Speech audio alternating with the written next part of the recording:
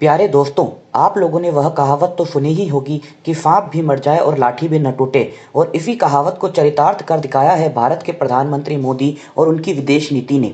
दरअसल जो पश्चिमी देश और पश्चिमी मीडिया प्रधानमंत्री मोदी के यूक्रेन दौरे और जेलेंस्की के साथ गले मिलने से फूले नहीं समा रहे थे, और ये देश इस बात की खुशी मना रहे थे कि हमने प्रधानमंत्री मोदी को यूक्रेन बुलवाकर रूस और भारत की दोस्ती में दरार डाल दी है और भारत रूस से दूर हो जाएगा। उनकी इसी चाल पर पानी फेरते हुए प्रधानमंत्री मोदी ने हाल ही में कुछ ऐसा कर दिया है कि पश्चिमी देश और खासकर भारत का हमेशा बुरा चाहने वाले और भारत में ही बैठे गद्दारों के सीने पर फिर से सांप लौटने लग गए हैं।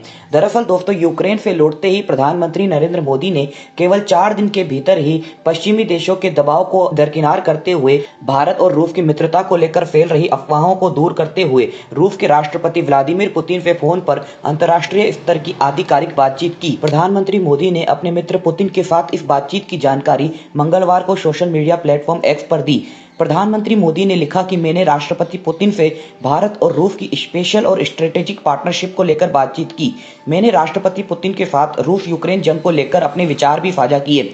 दोस्तों, इसके बाद जो प्रधानमंत्री मोदी ने कहा उससे तो पश्चिमी देशों को कतई उम्मीद नहीं थी। अपनी बात को आगे बढ़ाते हुए प्रधानमंत्री मोदी ने यहां तक कह दिया कि उन्होंने हाल ही में किए यूक्रेन दौरे के बारे में भी पुतिन को जानकारी दे दी है और वे जंग का शांतिपूर्ण समाधान के लिए भारत की प्रतिबद्धता को दोहराते हैं। दोस्तों, जो पश्चिमी देश और मीडिया यह सोच रहे थे कि यूक्रेन दौरे के बाद प्रधानमंत्री मोदी अब व्लादिमीर पुतिन और रूस के साथ बातचीत बंद कर देंगे और उनके दबाव में आ जाएंगे, उन्हें प्रधानमंत्री मोदी द्वारा पिछले 2 महीने में 2 बार राष्ट्रपति पुतिन से बातचीत करना इन देशों के लिए किसी करारे तमाचे से कम नहीं है। दोस्तों, यहाँ मैं आपको बता दूं कि भारत विश्व की वह एकमात्र लोकतांत्रिक शक्ति है जो कि विश्व मंच पर रूस और यूक्रेन दोनों के साथ ही मित्रतापूर्ण संबंध रखता है और दोनों के बीच वास्तव में शांति चाहता है ताकि पूरा विश्व एनर्जी और फूड क्राइसिस से बाहर निकल सके। लेकिन वह देश जिनके पेट ही युद्ध में हथियार बेचकर भरते हैं और वे भारत में बैठे हुए गद्दार जो कि देश को अंदर से खोखला करते हैं और भारत की बर्बादी चाहते हैं, वे कभी भी इस युद्ध का समाधान नहीं चाहते। पश्चिमी देशों की यह सोच कि यूक्रेन जाने से रूस भारत से दशकों पुराने संबंध तोड़ लेगा और वे लोग भारत को पश्चिम देशों की तरफ खींच लेंगे, तो प्रधानमंत्री मोदी और रूस के राष्ट्रपति पुतिन के बीच हुई इस दोस्ताना बातचीत के बाद उनके कानों से धुएं के अलावा कुछ नहीं निकलेगा।